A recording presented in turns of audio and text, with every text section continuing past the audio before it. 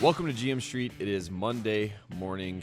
It is almost May. Mike Lombardi, and I'm sitting across from you. It is April 30th. How are you doing? It's almost May. I'm great. I can't believe it's almost May already. It's almost summertime. Time has flown by. Wow. Absolutely. I can't believe we're on the other side of the draft, and that's the whole point of this podcast today. We're going to review the NFL draft. We're going to talk about the Al Davis players, the guys that he would have loved in this NFL draft. And we're going to talk about how the Cleveland Browns have drafted two guys in the top 5 of the NFL draft. For people that have not seen this, they go to the Cleveland Indians game. They're going to let them throw out the first pitch. They do it simultaneously, the two of them. They're not even on the mound, Mike Lombardi. And they both throw pretty bad pitches. Denzel Ward doesn't even get the ball to the plate. No. Baker Mayfield throws it high, which hopefully doesn't lead to some future things where he misses receivers high. I don't know. It was a tough start for the Cleveland Browns. You would think they would have warmed up in the back. You got to loosen up a little bit. There's no way you want to come out there and throw one in the dirt. I mean, that's kind of. And I saw all these people saying, that it's a baseball, it's totally different. You still are throwing a ball. Yeah. Look at Roger Staubach. He came on that field the other day and threw that ball. I bet Roger Staubach would have. It's not like he's kicking a soccer ball. I mean, he's throwing a baseball. It's the same thing. I don't know. I was getting hard on ourselves because we went after Baker. The Indians had a game yesterday too. Yes. And the Cavs played at the same time. Yes. Oh, downtown Cleveland was buzzing, man. When Baker was down there, that town was hopping. I can promise you that. They were a little tight when LeBron went to the locker room and they were down, but Kevin Love saved them. Kevin Love saved them. Yeah, there's no way they were going to lose that game. I mean, there was like Milwaukee was not going to beat Boston in Game 7. There's just no way. Mm-hmm. I mean, Milwaukee didn't have. I mean, the Milwaukee's a perfect example of a team that plays like strangers. I mean, you just wonder, like, they're really talented, but they're no team, and they isolate, and Boston was going to beat them no matter what. But we got the big one tonight, Tate Frazier. It's the start. Who are you rooting? Like, you're the neutral party in this. I mean, I think I'm on both sides and getting pulled on both sides, the Celtics and the Sixers, But I do believe in the young guns. I do believe in the Sixers. I want the upset. I feel bad for Jaylen Brown. Jaylen Brown's probably my favorite player in the playoffs so far on the east side of things. Right. He's been so great. But he goes down with the hamstring. Is he out? Yep, he's out in Game 1. Yeah. How do you pull a hamstring as a player?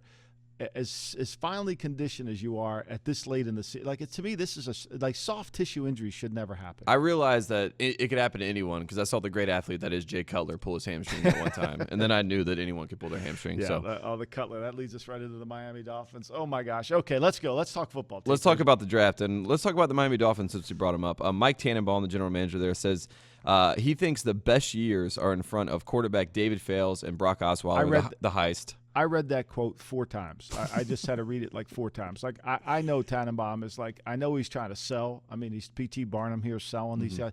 But look, they're in serious trouble if Tannehill, who's been hurt last year, gets hurt, because you put the heist back on the field again. There's no Matt Moore there for safety. There's no Matt Moore. And then David Fowles. I mean, really, come on, seriously, Mike. I mean, the best years might be ahead of them in their career in some other occupation, but not as football players. Maybe he's getting confused with Fales and Foles. It's a little close there. Maybe he thinks guess I don't know. I mean, to me, I thought Vegas said it perfectly when they posted the Miami win total at 6. Mm-hmm. I think Vegas was not impressed with this draft. I know they got Mika Fitzpatrick, good player.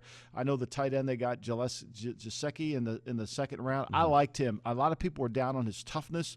I think he's a slot receiver completely, but I thought he has a chance to become a good player. I don't know whether he can take it to the next level in terms of his toughness, but it's going to be interesting to see how they manage this quarterback, and it isn't going to be with Brock. I mean, let's be real honest. I mean, Brock's gone on the field, it's been bad, and so I don't know what Mike's really watching. I don't know. And for people that don't understand this, most people expected the Dolphins in this QB heavy draft to take a third round flyer on someone like what the Steelers did with Mason Rudolph. Do something like that.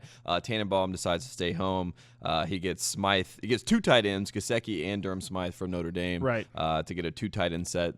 Similar to what we saw with the New England Patriots. Yeah. No, I mean, they obviously look. Tight ends are in vogue. It's really, but we'll talk about this till nauseum. I mean, they're like, you can turn the card in with Gesicki as a tight end, but he's not a tight end. He's a slot receiver. I mean, you can label him a tight end, but he's a slot and I like him, but he's just a mismatched slot receiver. So, there's very few Y's on the line tight ends in this draft. So it's going to be interesting to see how that plays out. But I think Miami really they got to figure out something on this quarterback, because they can't really convince themselves that Brock Osweiler is the backup quarterback or David Fowles is the backup quarterback. I mean, they're going to have to do something, because Tannehill can't stay healthy.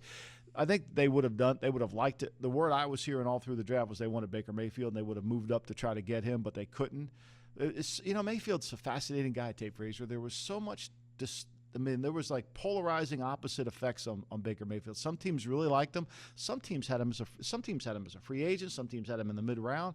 It's really going to be interesting to see how this all plays out. It's because you can't quantify heart, Mike Lombardi. You know, when I hear that, it makes me sick. I mean, like, really, to me, you're drafting heart. I mean, come on. I want to draft talent. Like, that's the key. I want talent. And, you know, when you take a guy who's a little less in areas, like, okay, he's not the tallest guy, doesn't have the strongest arm, you know, and he gets older, all those things start to become a little bit more problematic. I mean, they don't have long. I mean, Phillip Rivers has had a long career because he was a size, speed quarterback. Ben Roethlisberger's had a long career because he's a size, speed quarterback. Eli's a size, speed quarterback. Cam Newton, size, speed. Right. Now, you could say Drew Brees. Okay, fine. Drew Brees got hurt with the shoulder in San Diego. Remember now, if we go back and look at Drew Brees' career in San Diego, he actually got beat out by Doug Flutie. He was put on the bench by Doug Flutie. Then he had a resurgence in like his third, fourth year, and then he became a free agent. They franchised him, and he came back, hurt his shoulder, and then they had to go with Phillip Rivers. But there was a time where there was a lot of doubt about Drew Brees as a player early in his career, and it took him some time. I don't see Baker Mayfield as Drew Brees because athletically, they're not the same guy. I mean, Brees, as we talked about, I think Andy Roddick or whatever the tennis player he beat in high school. We're talking about a really good athlete. I don't see that with Baker Mayfield. To me, Baker Mayfield, this is a lot of pressure on him. And then the Denzel Ward pick, the more you analyze it, I know Greg Williams, who can't wait to get quoted about everything, said that he would have picked the corner over the defensive lineman too. Like, what planet are we living in? That's what makes this draft fascinating is the two positions that went early in the top 4, running back and corner, are especially a corner that doesn't have size. He has speed. Don't get me wrong. He has great speed. Those are revolving door positions where you can put new guys in and swap them out. Right, exactly. And I think it's interesting. Ward, not a great tackler, doesn't have great ball skills, fast. People say, well, Al Davis would have loved him. No, timeout. No, timeout. Al Davis liked 6-foot corners. He wanted tall corners. He wanted guys but he wanted faster. He would have loved the speed. 4.32 is nice. But he wouldn't have loved the height. And you got to have size corners. I mean, because you're going to sit there and you're going to play against the big receivers in the National Football League, and you're going to have to handle those guys. And no matter how fast you are, if you can't out-jump them, like let's just say, for example, he becomes an outside corner and he's got to go play against the bigger receivers and Mike Evans. You can't match him up on Mike Evans, no matter how fast he is. So how do you take a guy in the 4th pick overall that you're going to have to worry about where he matches up to because of his height? I think that's really where I have a problem. Could it be one of those things where they're specializing and saying, hey, we need that nickel corner, we need that package, we need that guy? That's a hell of a price to pay for that, right? I mean, that's a huge price. And then you look at it and you say, well, he fits our scheme and all that, but at some point he's going to have to go lock on Antonio Brown and win one-on-one. Is he going to be physical enough to do that? Can he do that at the line of scrimmage? I think that remains to be seen. People say, well, Charles Woodson, once again, size, speed, corner. Okay, Charles Woodson was a size, speed corner. That's why he went in the top 5. Usually you don't get undersized corners going that high. And I think that's where the problem is. You know what sometimes trumps heart? Size and speed. Yeah, no doubt. And you know what else trumps heart? Size and speed usually aren't in the locker in the training room. One thing when you're building a thing, you can argue with Gettleman, and we'll get to him in a second. But one thing about the Giants, their size speed program, those guys typically stay out. Now, Dorsey has always been a size speed guy. This is what makes it remarkable, is that he went ahead against his size speed. And I'll tell you what, Dorsey, because it's John Dorsey, is really getting a really good pass on this because of the name. Just if I would have picked this guy, if I would have picked those two guys, they would have ran me out of town, okay?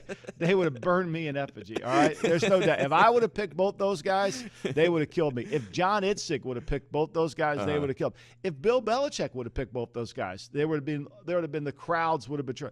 Everything about the draft, it's a lot like politics. It's about packaging. It's about political capital. It's about can you get the favor? Can you get the writers to back off the things because nobody really has studied the players hard enough. So we're going to go ahead and do it. Whereas, if you don't have that political capital, if you're a guy that, is a general manager or, that's under a lot of heat, well, you could say, well, Dorsey drafted Eric Fisher in the 1st round. And I think first overall pick. If he doesn't have Andy Reid there, Eric Fisher's a blown pick. Okay, he's not a top echelon tackle. He's not the 1st pick overall. And I think what John's going to learn, what I learned as well, is you're only as good as a personnel guy as your head coach. Like, I was really good personnel guy when Belichick was my head coach because I could have a conversation with Bill and say, Bill, this guy fits for us in this way. And Bill would look at him and say, okay, we can develop him or we can't. Now, does this not mean we made mistakes? Absolutely. Okay. The problem is when you have a coach that you're not philosophically attached to and you can have those conversations, all of a sudden you have a bunch of other coaches involved and they don't like a guy or they like a guy, and then all of a sudden it goes chaos. And this is going to be the first time in Dorsey's career where he's not going to have symmetry with the coaching staff. And I think that's what's going to show up here, and I think that's what's going to be a problem. And that was one thing I didn't see brought up a lot was that Dorsey had the number 1 pick before, and he did make the size and talent pick when he took Fisher. You know, he was taking a guy that had all the measurables, and it looked right, and it was the safe pick for him to make. It doesn't go well. So now he's in the second position, and he's like, I'm not going to make that pick on being safe about talent and what they have naturally. I'm going to go with someone with moxie. He talked himself into Mayfield, and he went against it. Look, and right away he's back with no character guys. I mean, he takes guys that have, again, if I had taken Callaway, oh my God, they would have killed. He'd take a bad character guy. He takes a bad character guy in the 4th round. He takes one in the 6th round. He signs the offensive tackle who transferred from Texas to West Georgia as a college free agent. Character flags coming up all over. You know, now he takes those guys, okay, and he brings them into his locker room. He's basically telling his locker room he doesn't really care about character. This is who I'll accept. You can say you did all the research, okay, and I'll just tell the story. When they drafted Tyreek Hill in Kansas City, I called somebody that I knew in Kansas City and said, how could you do that? Like, how? And the answer back to me was, well, we did all the research. No, there's no research to do. Like, there's no research to do. It was facts. There's no like, it isn't like, okay, the story got changed. This really didn't happen. No, there was no research to do. You just made a decision to do this, right? And you need to own the decision. You need to own it, right? And so, but they had Andy Reid there, and they had a coach who could manage it. Now, and a culture. What happened? The culture went to hell. They had to run Marcus Peters the hell out of there. Their coach, that locker room last year was a disaster, and they had to fix it. And it was because of taking all these guys with less character, and it's going to catch up to you. Cleveland has no culture. You bring these guys in with no culture, I just think he's asking for trouble. To me, look, it's your first draft. You want all the best players, but somehow those players have to be coached and developed. I just think it's going to be a real problem. And you got to think about that Chiefs locker room as someone like Eric Berry is in that locker room, someone that has so much character and is able to build a team. But they lose him the first game. But they lose him the first game and everything changes. So if your argument back is, well, they got Baker Mayfield who's going to help with the culture of the locker room, Baker can't be, you can't have it all in one guy's back when you're going to worry about culture. Right. And then how do you say to Josh Gordon, you're not, you just drafted a guy with the similar problems that Josh Gordon might have had coming out of college. And then when you take guys that have some form of arrest record, forget about testing positive at the combine. Look, we all understand we live in a state where marijuana is legal, so we're not judging that, okay? But there is some other issues in terms of felonies and things like that where guys have charges brought against them, and you bring them into your locker room and you say, well, wait a minute, now all of a sudden something's missing in the locker room, who's doing it? You got to be really careful about that. And I think it's a concern, and I think Cleveland has tried to cut on the edge of the character. And I think as your first time as a general manager of a new team with a coach that you inherited, I think you're on really, really thin ice. And let's talk about one of those teams that does a really good job, Mike Tomlin, of being able to take some characters and be able to cultivate a culture every single year. The Pittsburgh Steelers, there was an interesting thing here that came out about Mason Rudolph from Kevin Colbert.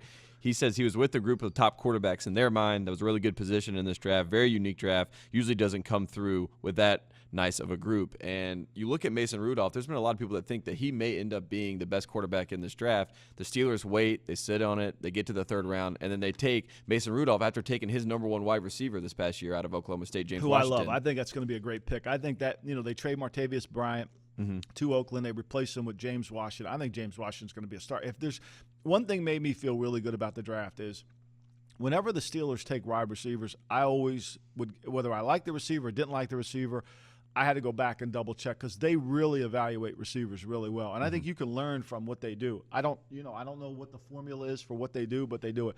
I liked Washington. I think he's going to be really good. The concern I have about Rudolph is he going to be tough enough to stay in there? Can he play fast enough when the game speeds up? Because in that Southeast Conference or the Southwest Conference, the Big 12 as we call it today, he's going to have to play different with Pittsburgh. But understanding that, look, I think what Kevin's trying to do is he had a chance to take a guy, maybe gives him a chance a year to develop and see what he has and go from there. I don't think it's a bad pick at all. I'm not a Rudolph fan. I wouldn't have picked him, but I can understand the logic behind it, and I could be wrong, so go with it. And I think you're right. I think Pittsburgh did a nice job. They filled some of the needs. They didn't get a linebacker that they really needed in terms of their front seven, but they can handle guys in that room, and they'll coach the hell out of them because their culture is to do that. And you talk about they've had a Big 12 quarterback sitting behind Big Ben before, Landry Jones, so they've sort of done this rodeo before. Yeah, I mean that's the other thing is Landry Jones, could he have any more records at Oklahoma? I mean, so you're always worried about that, and I just think it's going to be interesting to see how it all plays out. I want to hit some other teams, some big storylines as we go through the rest of this draft. The Jacksonville Jaguars is a team that has come up a lot for what they've done in this draft, and obviously what they did last season. They're a hot team. A lot of people are in on the Jaguars. Yeah, and I wasn't a fan of Brian, the defensive tackle that they picked. I thought he was a one-step explosive guy that got bounced around, and I thought he played really light inside. I didn't think he played with a lot of power, and I think he's a nickel tackle, and I just didn't see it. Now, maybe with the blend of players that they have there, he can excel. I thought, and I was told this earlier, and I thought that they would pick Lamar Jackson if he made it to him, which I didn't think would happen, and that was the case, and they didn't, which I think, again, they passed on Watson last year. They're going to pass on Lamar Jackson. Even if they took Lamar, to me, and played him behind Bortles and then just had a little package for him. Did you see how effective they were when they spread the field out against New England in the first half, how well they looked doing that? I mean, to me, that would have made me want to take Lamar. They didn't. And then I didn't like the Chark kid. And I mean, everybody talks about how fast he is. But for me, he's fast. But if you stood in front of him, he's not fast. Like, he's the fastest, slowest guy in the draft.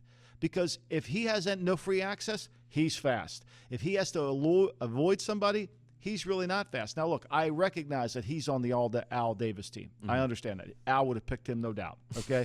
There's no doubt. He would have been on Al's team. Size, real fast. Remember this about Hayward Bay. It's always going to be size first and then real speed. Now, I'm not talking about like 4.44. That Al didn't consider 4.44 speed. He considered 4.34 speed, okay? And so he would have been on there. But to me, I don't see the guy eluding anybody. I see the guy when they run a jet sweep, he's on a track.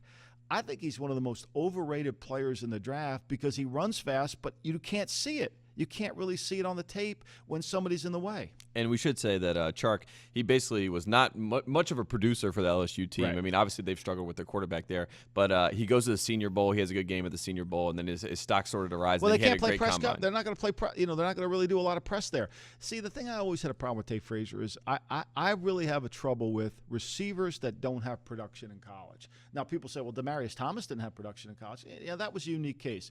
But typically, receivers are like running backs. They just don't all of a sudden produce after not producing. It's an instinctive position as well as a talent position. And you have to have some numbers to back it up. Antonio Brown had numbers at Central Michigan. There's no doubt about that, right? He had numbers there. He was just overlooked, speed. You missed some things. You misjudged it.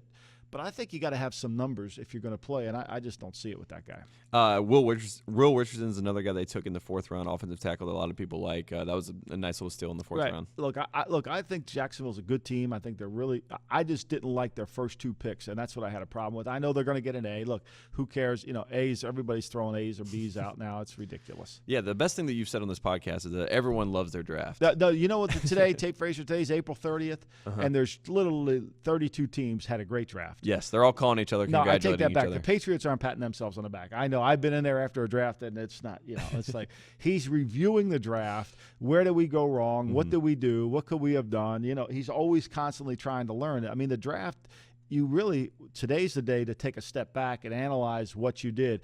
I really think you should film the draft. Like, you go back and study the moves you could have made or the trades you kind of passed up on and see how you can manipulate that. That's where I had a problem with where you can review the tape. We can review the tape. That's what, to me, Dave Gettleman, I know he picked Barkley, but if he would have played it out, and he didn't take any phone calls for Barkley, he said he was not trading that pick. But I really would think if he traded down and say he picked Chubb or Nelson at 6 and got more picks for him, I can't help but thinking he'd have a better team than what he had with just Barkley. And I like Hernandez in the second round, but I just can't help but thinking adding more players would have been better. The only thing that gave me a red flag about Gettleman's response when they were asking him about the value of taking a running back, which we talked about in this program, he said, look at Jonathan Stewart. with the Panthers. That blew me away. I did. I have been looking at Jonathan Stewart. I do. I mean, Jonathan Stewart can't stay healthy. I know, and that's the problem. I mean, the durability. I love Jonathan Stewart. Yeah. Like there was no Jonathan Stewart's exactly the kind of running back I love. He's a coke machine. He's hard to tackle. He's 220 pounds. He's fast. He's got great feet. I was standing on a table for Jonathan Stewart. But guy gets hurt all the time. Yeah.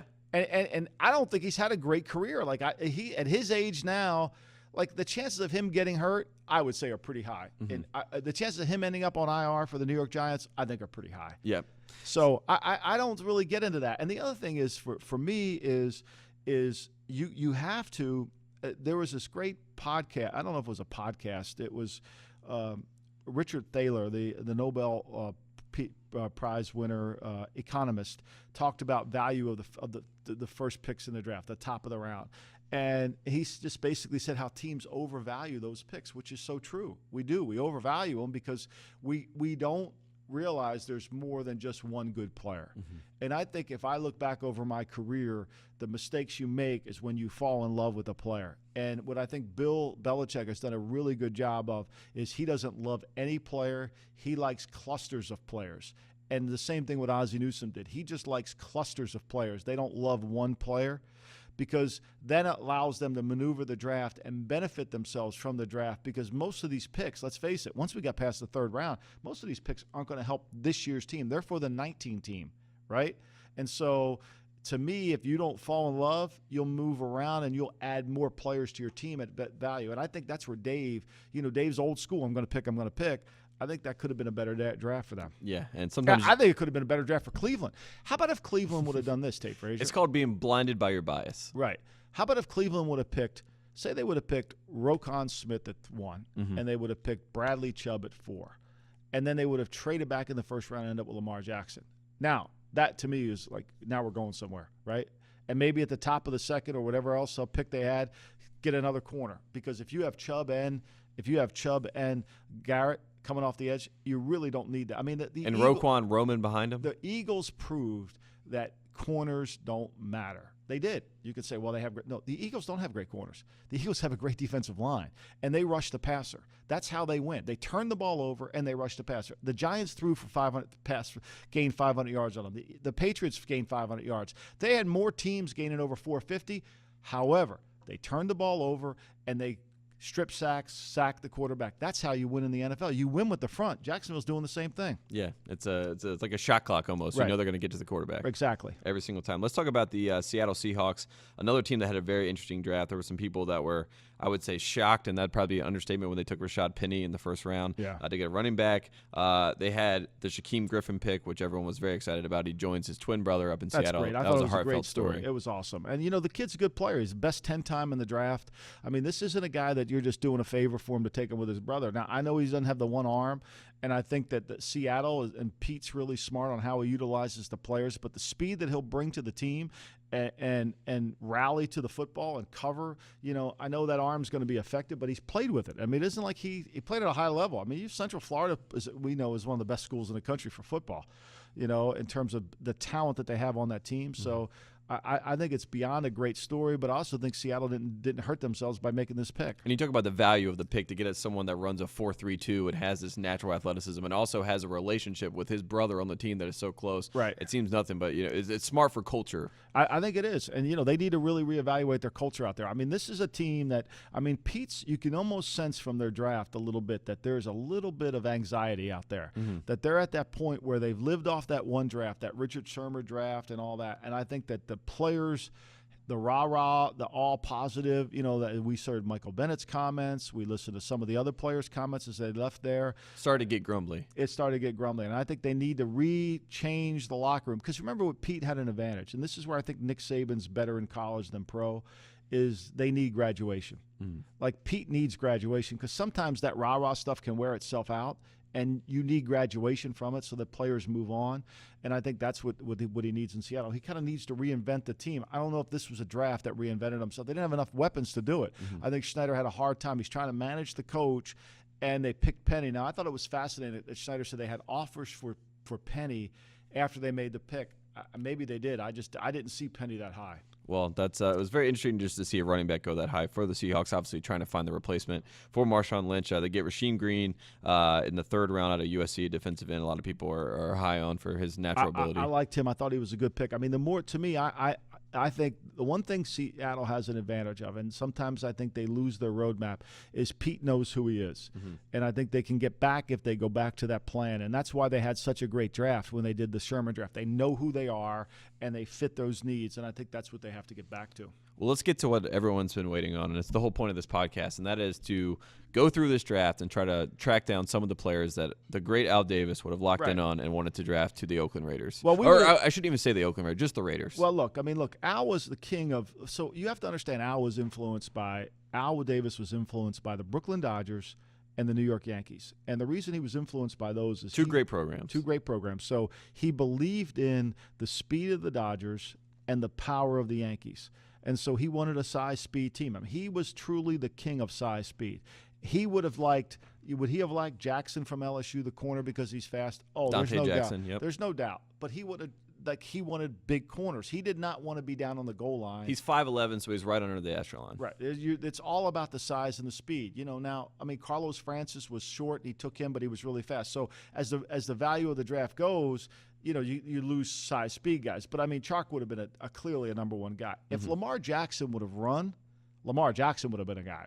Because Lamar Jackson at 4'4" something at quarterback, that would have been way too much. With his size and his production, that would have been way too much. The other thing I think that people misconstrue on with Al is he likes all these bad character guys.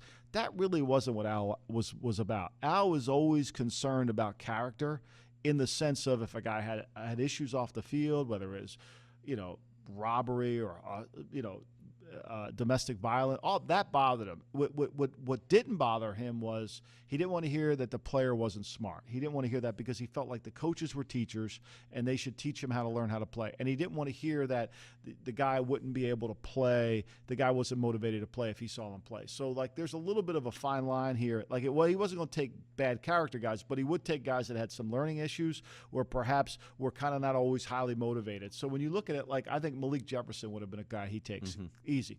Josh Sweat would have been the poster child for what he would have wanted. He would have absolutely traded back into the draft to get him. Even though the medical might have been bad on him, he'd have found a way to make sure he picked him. So those are the two guys that I see that jump out to me. What about a guy like Lorenzo Carter out of Georgia? Runs a 4.5. Is he on the board for him, or is he stock and average? No, he's on the board. He's got size. It's all size and speed. It's all those guys. And everything should be through the draft is size and speed. And so when he gets later in the round, he wants to be the team that comes off the bus that looks the best. Mm-hmm.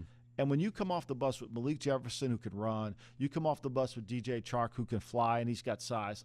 I don't like the player. And this is where you always get an argument with Al, is because instincts always never was part of Al's requirement.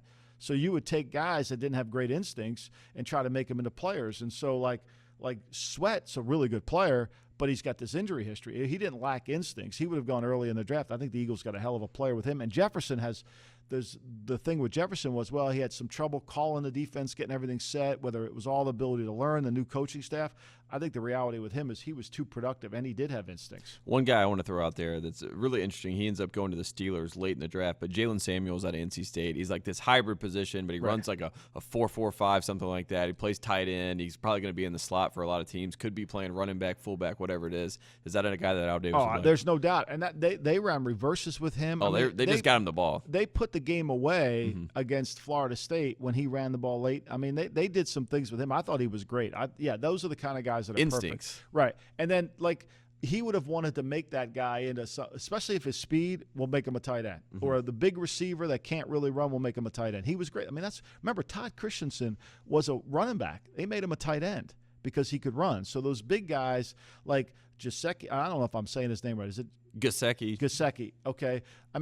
He can run, but he didn't have rare speed. But he didn't have Vernon Davis time, but I think he certainly would have been a guy that he would have been appealing to because of the size. I do have one question about one guy that we had rated as the top pick, and that's Bradley Chubb. He's not doing anything that's wowing you running a 4.5 or whatever at the defensive end position, but he does check all the other boxes as far as speed, athleticism, whatever it is. Bradley Chubb is an interesting player because Bradley Chubb doesn't wow you with flash plays. He wows you with consistent plays. He's just a consistent player. And it never stops. And never stops. And it keeps going. And we know this about defensive linemen. The more you're motivated motor runs, the better player you'll become. And so I think that, even though he didn't wow anybody with flash plays, and I think that's why he kind of he doesn't have flash, but when the day's over with, he's got a lot of production. I just want to look at that Raiders draft a little bit and just see if they drafted anyone that probably would have come off the board if Al was calling the shots. I mean, the only people that really step out to me or jump out to me, what I would say, was Brandon Parker, 6'8", out of North Carolina A&T. That's a guy that had taken the third round. What was his 40 time, though? I think let's see. See, Al believed that offensive linemen had to run, too. Al was not taking an offensive, he would have not taken Orlando Brown at 5.56. That would have been, the guy would have been off the board. There's no way. He believed all the offensive linemen. Like Colton Miller, he ran well, so he would have taken him. 5'4", 40. Yeah, see, that he would not going to happen. It wasn't going to happen. He's not going to. His feet are too slow. The feet are too slow. They can't move. And, we can't take that guy. And what he was really good at, what he was really good at was being able to watch a defensive lineman, and that's why foot speed is so important for defensive linemen in this sense, is when it's run. Okay, a defensive lineman that's slower, like Taylor Stallworth from South Carolina, who didn't get drafted. Okay, He's a really good power player, but he can't really run. So, but the problem is when it goes from run to pass, so it's play action, you have to have really good feet to convert into a pass rush. And when you have slow feet like run 5.2, that's why he didn't like those defensive linemen, because they can't convert run to pass.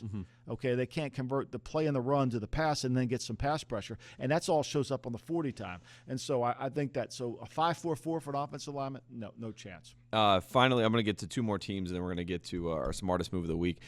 We have the Baltimore Ravens, so it's Ozzie Newsome's last draft. Yeah.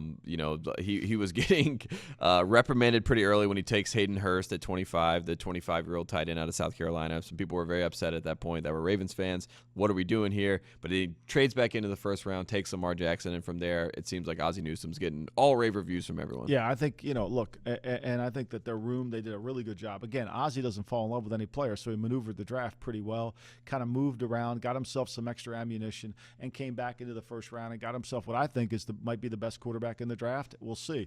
The Patriots picked Sonny Michel. He might be the second best running back in the draft, and it's kind of interesting how the bottom of the draft matched the top of the draft.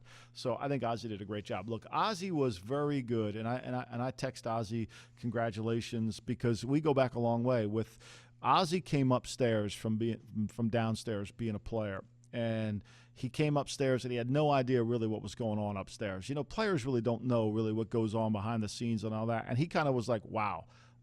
This is something I never expected. But what I really admired about Ozzie was his ability he worked hard. He wanted to learn the profession. He didn't want to just somebody give him the G. He wanted to learn it, and he scouted, and he watched it. He wrote reports. I mean, when we were together in Cleveland, he wrote the reports. He would write all the receivers and the tight ends. So we would have a meeting.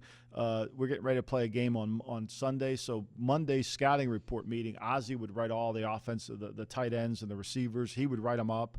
And then, I would write up the offensive defense. We would all write them up together, and then we would go in and present them to the coaching staff. So he learned how to write reports. Whereas, I was talking to a guy driving over here this morning, is a vice president of player personnel. They can't find his reports in the system. Like if you don't write a report, how can you be a personnel guy?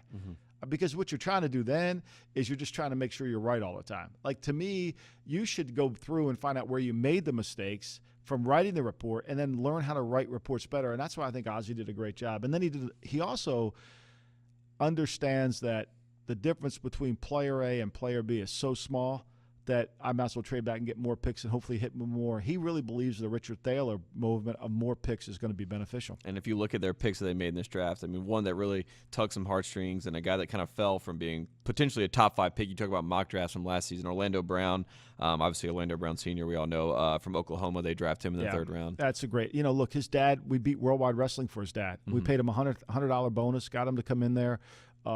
And it's great. He's going to go play right tackle for the Ravens, and maybe they can get his foot speed going. He's a little bit of a leaner, but he's a big, powerful man. Even though he didn't bench press very much, he's got a lot of hip thrust. And I'm happy for the kid to go back and play where his dad did. His dad started in Cleveland. I still have his dad jersey, so I'm happy for that. And it's a good pick. Look, the Ravens, I think, have a chance to turn this thing around.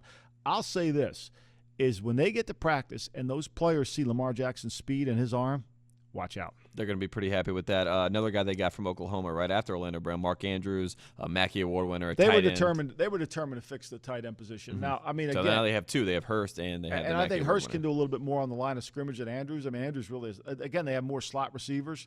I think they were determined to fix this, and I think this is what's going to help them, and maybe that'll help Flacco, because when Owen Daniel was going good for them, that's when Flacco had his best season. Let's talk about this whole Jason Witten situation that we have going on here. So Jason Witten, the tight end, the Hall of Fame, first ballot, most likely tight end out of the Dallas Cowboys.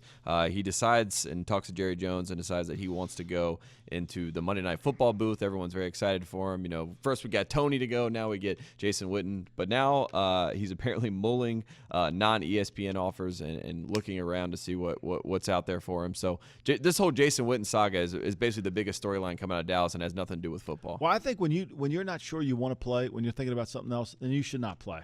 I mean, it really requires your full commitment. And I have nothing but great respect for Jason. Learn from Jay Cutler last year. Exactly. I mean, to me, here's the situation you're in. If you turn down Monday Night Football, they're going to fill that spot with somebody. I'm not sure who, but they're going to fill it with somebody. And you're not getting that spot next year when you're not playing. So you'd rather be a year early than a year late, right? And then, okay, so you say, well, I don't really want Monday night. I'll take the Fox Sunday. I'll take the number 2 role at Fox, and maybe I'll eventually. But that job's going to be there next year when you retire anyway. The Troy Aikman job. The Troy Aikman job or some job. I mean, I don't know what one's going to be there, but it could be there. So, like, for me, if you really want to be in television, you should just go on TV. And Jerry had to know this. I mean, the Cowboys must not self-scout, because finally they saw Dez as not being a star. They should have seen it in February. And Jason's at the end of his career. I mean, Jason's having a hard time getting open against anybody. I mean, they should make the move for Jason. And we should say this is not something where Jerry Jones is coming out and saying we want Jason to stay. He seemed like he got the news and went away with it. But it's the clapper. It's Jason Garrett who is actively trying to persuade Jason Witten to play in his 16th season. I don't get it. Well, I mean, I don't understand it. I guess you said. I mean, if you want to keep your job, I guess you're saying we need you in the locker room. He wants continuity, and I think the Cowboys' approach this year, this offseason, is basically they're going to give Jason Garrett, the clapper, all the rope he can have to hang himself, and they're going to see if he can do it or not. Because to me, when you watch their tape, they were not good enough in terms of what their skill position. And then the funniest thing I thought this week, Tate Frazier, you know, you sit there and the draft took way too long. I mean, it took way too long. It's amazing. 45 million people watched the draft, but it took too long. The thing I thought that was hilarious was when the Cowboys said they traded for Tavon Austin and he'll fill the Lance Dunbar role. Okay? Well, the reason the Rams signed Lance Dunbar is because Tavon Austin couldn't fill that role. Okay, so it goes back the other way. Like you just traded for a guy that couldn't. They had to sign Lance Dunbar. I mean, the Rams, God bless them, they did everything in their power to try to make Tavon Austin a player. Everything, God bless, they did. I mean, They paid him. They tried to put him in the system. Yeah. They tried to pay him in the slot. They tried to give him the ball. I mean, Sean McVay did everything in his power to give him that opportunity, and he can't do it. Like, he can't do it. Like, the guy is a run-a-play guy. He's not an offensive player. It's going to be interesting to see what the clapper does with him. Yeah. I can't wait to watch this. He was more like Noel Devine than we all thought. Yeah. We should say the Cowboys have Terrence Williams, who is recovering from foot surgery. They have Cole Beasley, and they have Noah Brown that are returning to the roster. They do not have Dez anymore. And they don't have Ryan Switzer anymore. That's what I was going to say. The one person they did have that they drafted last year that maybe could, say Tavon doesn't work out, at least you have someone in the system already. They trade Ryan Switzer to the Raiders. So Tavon, they need Tavon to be good. Yeah, and it's funny you said that they traded him to the Raiders. To me, there's a lot of reports that the Raiders are going to make some changes with their front office and all that. But look, I don't know what's going on with the Raiders. I don't have any inside information, but this I will tell you, just from the Raiders coaches are running the draft. Okay, like the trades that are made, the players that are coming in, Rich Bisacci's, he knows Ryan. I mean, all these things that are being done by the coaches. So it's John Gruden's world. We're just living in it. Whatever the Raiders do in the front office is insignificant, because there's really the Raiders coaches they're no different than the Cincinnati Bengals. They're going to run it from the coaching standpoint, and so be it. That's the way life is. And the final thing, let's talk about the projected win totals that came out from Vegas for all 32 teams. Your New England Patriots, 11 wins. They're number one. The defending champions, the Philadelphia Eagles, are 10.5. Pittsburgh Steelers, who had a good draft, 10.5. And then right there on the 10 line, the double-digit win line is the Green Bay Packers at 10 and the Minnesota Vikings at 10. It's interesting the Packers are at 10. I mean, considering that, people are a little worried about what they did in the offseason and all that, I think this is more of a reflection. To me, these stupid grades after the draft are ridiculous, right? Because half the people that are grading the draft, once you get past the second round, they don't even know who the players are, right? Yeah. Like they don't even know who the players are. They haven't watched them. They sure as hell haven't studied them. J.K. Scott's probably the most famous player they saw after the third round, and they just saw him in the national championship every year. Exactly. So, I mean, this to me is an indication of this is the grades of the offseason. Like if you're Miami and Vegas sees you at 6 wins, Vegas didn't think you had a very good offseason. And the other thing Vegas doesn't think, you have a quarterback. That's another thing that this is all about. This is about your quarterback. What's Jacksonville on there? They are 9. They're right below. So at the 9 line, we have the Atlanta Falcons, the Carolina Panthers, the Jacksonville Jaguars, the Los Angeles Chargers, and Jimmy G's San Francisco 49ers. Wow. See, that's all. That, to me, Vegas's post in this is all about the quarterback. They're evaluating the quarterback. All those teams have quarterbacks other than Jacksonville, who has a defense that's based with the quarterback. Right, and so they're going to pump it up. So that like if Blake would have been really – it would have been interesting to see. I would have liked to know this. If Jacksonville would have drafted Lamar, what would their win total have been? Would it have been 10, 11, 10.5? Would they have gone up 1? I mean, that's the fascinating thing. Like I keep saying to you, like people want to talk about the Browns draft. Well, the Browns draft they have a 1 and a 4. Package those 2 players and try to trade for them and see if you can get a player for them. Like, did they meet the value? No, I don't think they did. You can pull all the punch. I don't think they did. The reality here, what's Cleveland's win total? Well, the Cleveland Browns, as they're used to, they're at the bottom of the list. They have 5.5 win total as the projection. They're also tied with the Arizona Cardinals, Josh Rosen's new team, with 5.5 wins. Well, it's funny. Once again, it's all about the quarterback, right? So Vegas doesn't buy Tyrod Taylor. Vegas doesn't buy Sam Bradford. Vegas don't buy Mike Glennon, and they don't know what to make of Josh Rosen. So or Baker Mayfield. So to me, this is it. What else? Give me some other ones. So right before what's Chicago? Chicago is right in the midst of being relevant there. They're 6.5, and they are right beside the Buffalo Bills, who are also 6.5, which I thought was pretty interesting. The Indianapolis Colts are 6.5, and the Big G New York Giants are 6.5. Wow. The Giants at 6.5 with as much as we heard about how great Eli is. Yes, but they're basically saying they don't have a quarterback. They're saying they don't have a quarterback. Like, to me, this is what this list is about.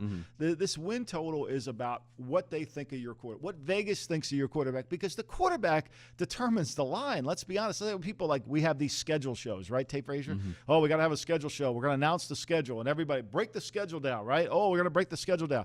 Well, just hypothetically, say you're playing New England in Week 5 on a Monday night, right? Oh, my God, it's going to be a tough game. Say Brady's hurt, and he's not playing Week 5. You're playing Brian Hoyer. Say you're playing. Is that a tough game all of a sudden? Yeah, it's going to be a hard game, but it ain't going to be the same game, right?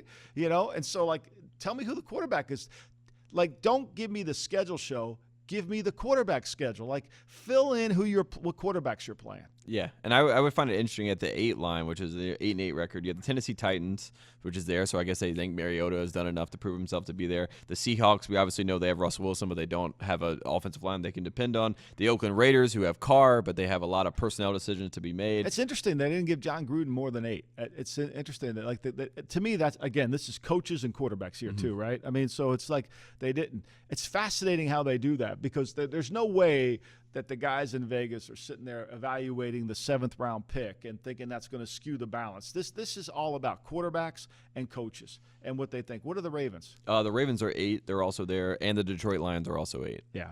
So you talk about, you got Stafford and you got Flacco, 2 guys that have been in the league, 2 guys that have won. Right. Flacco obviously winning a Super Bowl, but they're also, right on the line of being, a little irrelevant, missing the playoffs. Right. And then right above that, I thought was interesting too, we have the Kansas City Chiefs at 8.5, the Houston Texans at 8.5, and the Dallas Cowboys at 8.5. Wow. Well, they like Dak Prescott. I mean, they do. And they like Deshaun Watson. Clearly they do. And so and Pat Mahomes, which that's what I find interesting too. Yeah. To have Dak and Deshaun, which I think most people agree on, and then to have Pat Mahomes, and then Mahomes, who didn't play post last an 8.5. Because look, let's face it, Kansas City last year on defense was terrible.